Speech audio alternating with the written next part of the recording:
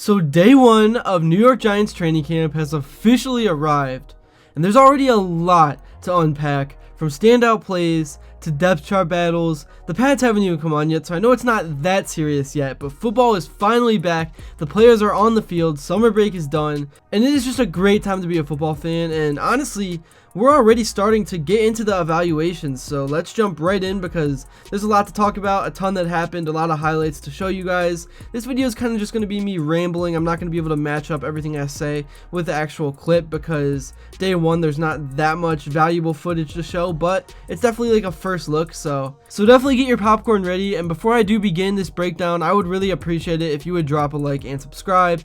It only takes 5 seconds, plus you can always change your mind, and your support truly does mean the world. Alright, so first and foremost, it was great to see Malik Nabers back out on the field. He missed a chunk of mandatory minicamp with what was reported as a toe injury, but he was a full participant today, and that itself was one of the best early headlines to come out of day one of camp. And once practice got rolling, the pace picked up fast. There was energy, tempo, and a lot of eyes on some of the new faces as well as veterans looking to prove themselves. As far as the actual football stuff went, we got a nice chunk of 7-on-7s today. The big news heading into camp was the confirmation that Russell Wilson is indeed entering as the starting quarterback. There's not going to be a competition, at least not right away, with rookie Jaxson Dart. It looks like the Giants are going to ease Dart in slowly, which I think is definitely the right move, the right thing to do. Develop him the right way and let Wilson be the guy for now. But that didn't stop both quarterbacks from making noise today and going all out. On the very first 7-on-7 rep, Wilson went through a full field progression. His first look was to Nabers on a quick out route with Darius Slayton running a hitch underneath, but the defense had it covered, and instead of forcing it, Wilson reset his eyes across the field, spotted Wan'Dale Robinson in a one-on-one matchup at the back of the end zone, and dropped a dime for the touchdown. It was a perfect example of poised patience and decision making from the vet, and a strong start to camp for Robinson too. And I know it's only day one, but still, every single day stacks up and every single impression you make on the coaching staff matters, and that trio of Nabers, Slayton, and Robinson looks like it could form a really nice core for this season. Not long after that, Dart struck again. This time it was a beautifully placed pass lofted over the linebacker and into the hands of rookie tight end Theo Johnson for a touchdown, a guy that I am super excited about, and I think you guys should be as well. It was the kind of touch pass that shows his feel for timing and trajectory. You could tell Dart read the defense well. His initial read was taken away, so he redirected his eyes, gave his guy a chance, and delivered a throw that only Johnson could get to. One of the cleaner reps of the day from the young QB.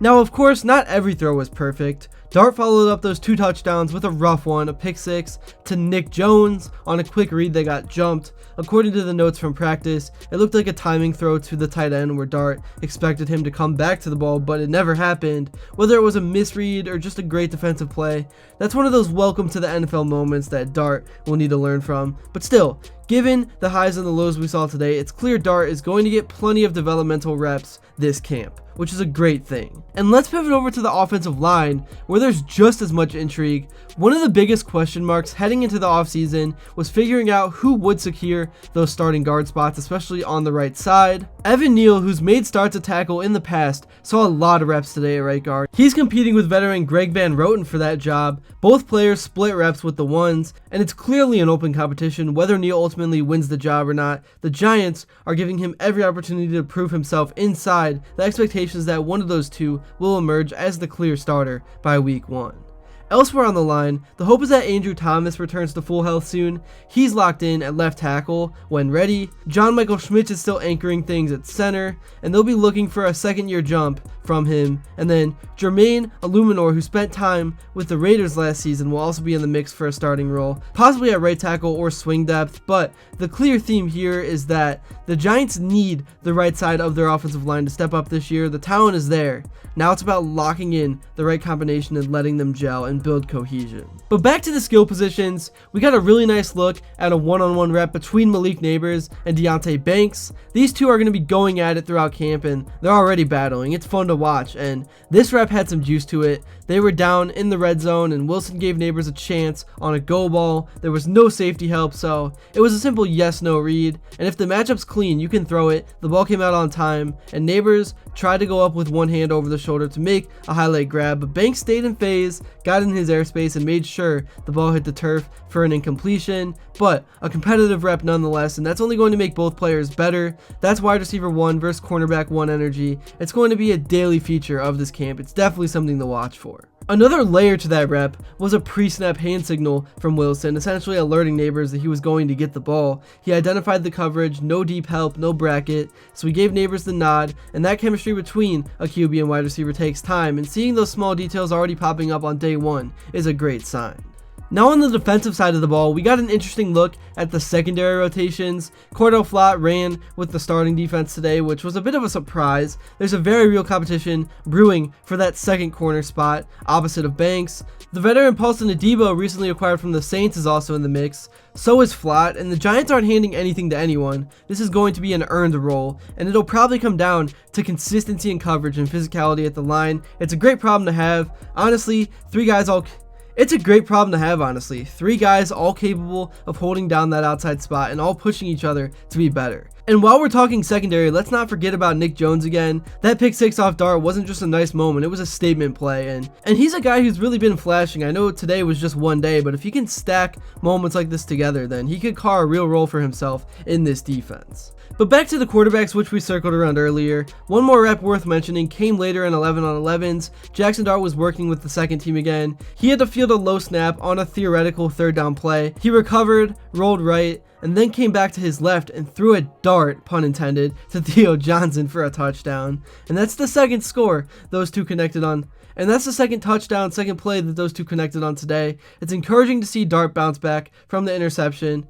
It was encouraging to see Dart bounce back from his interception because not all young guys can do that and finish the session strong, and it's exactly what you want to see out of a rookie quarterback: short memory, confidence, and the ability to make a play after a mistake. So as for the overall vibe of camp, overall vibe of day 1, it was competitive, the guys were locked in, the day was filled with energy, the offense had some sharp moments, the defense made plays, and there's no question, this roster has real battles at key positions that are going to define how things shape up before week 1. We've got the young guys like Nabers, Dart, and Johnson. We've got veterans like Wilson, Slayton, Robinson, and Van Roten showing leadership. And we've got clear signs of competition, whether it's on the offensive line, in the cornerback room, or between the quarterbacks. And just after the practice ended, we got to hear a few of the key players speak to the media, including Russell Wilson and Malik Nabers. So here were some of the highlights and best things that they had to say about how the first day of camp went. Yeah, it was a great first day. I thought we did a really good job. I thought we executed well.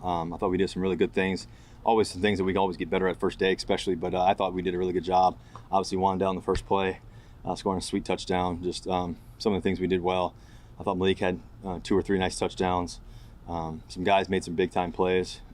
Tracy had a good day in the end zone. As I mentioned, Wandale, with the offensive line, did a great job communicating and being crisp. And we're just so much further ahead than where we were in OTAs.